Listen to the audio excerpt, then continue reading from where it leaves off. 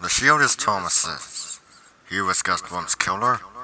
Jonathan, you and Aaron are to arrest him when he arrives in Osherwood.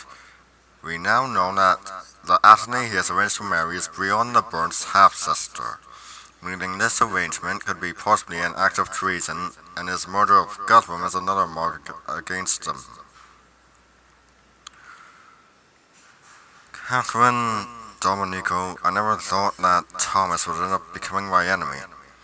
I should have seen it coming low. His desire to have himself elected as king as soon as it seemed like I was dead. Domenico, Yes, Your Majesty. what are the Ascomani lands like?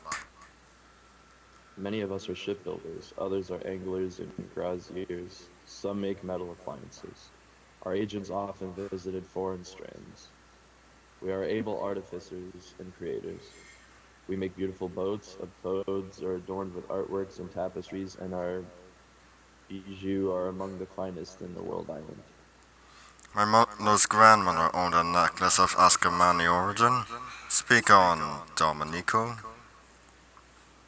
To loud, bold crowns and combatants, we have raised stone columns that bear engravings in our letters. The symbols are called runes, and the columns rune gravestones. I would like to see a rune gravestone one day. What of your winter tides? They are arctic. We have diverse indoor activities to pass the time. We watch jugglers, play chess and dice games, and listen to accounts we call adventures. How do you govern yourselves and make laws? At things. Things? Yes, assemblages of ladies and inhabitants.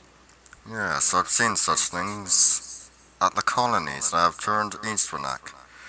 The things are incredible, the jugglers are amusing, the chess and dice games most are enjoyable, and the adventures are most engrossing. I have even seen rune gravestones, so you need not go to the Ascomani lands to see them, Catherine. The bijoux I have seen in the colonies are a marvelous combination of our stone and the Ascomani style. Did you doubt I was an Ascomani? As I have stated, Ascomani colonies have turned Easternack, so I was left to wonder what was Ascomani and what were new Easternack inventions. Your Majesty, may I inquire about those huge, with no antlers? Huge deer with no antlers? Yes, I would like to know about those as well. What are they? They are horses, and they all come from the same antecedent. 55 million 12 months heretofore, the first steed was no bigger than a wee canine, with 3 padded toes on its back feet and 4 on the front, 2 toes put out so the beast could perambulate on soft clay.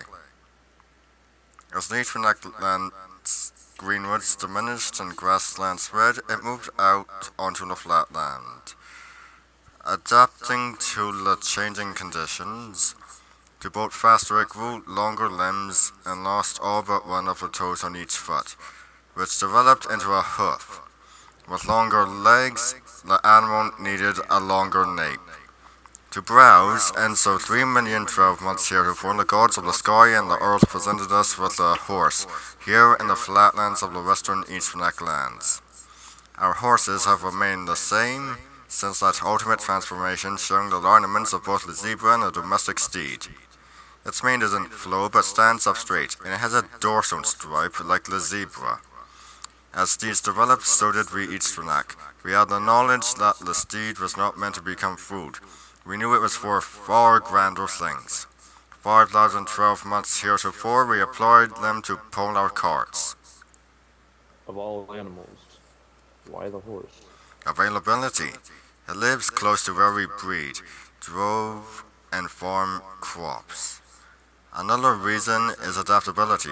They rely on aggregate instead of quality, eating anything that grows in the open. So they can be found in place other herbivores cannot. In the wild, they spend 15 hours a day consuming. As a killed beast, consuming can be dangerous. With cranium close to the ground, adversaries cannot be seen, so the browsing steed looks up for hazard 1,000 times a day. There is no effort to lift the cranium.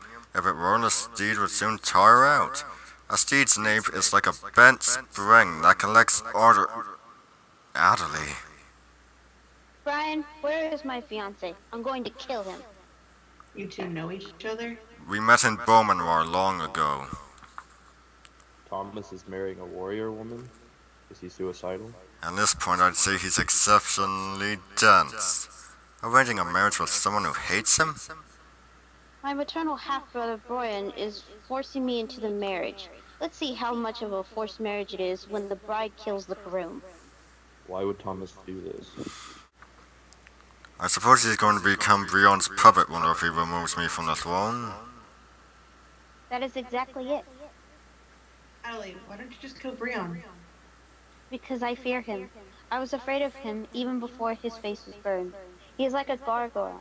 He is contorted half-dwarf that has inherited the gray skin and hairless body of his father's face. Even after he killed my brother Jeremy at our father's funeral, I still fear him too much.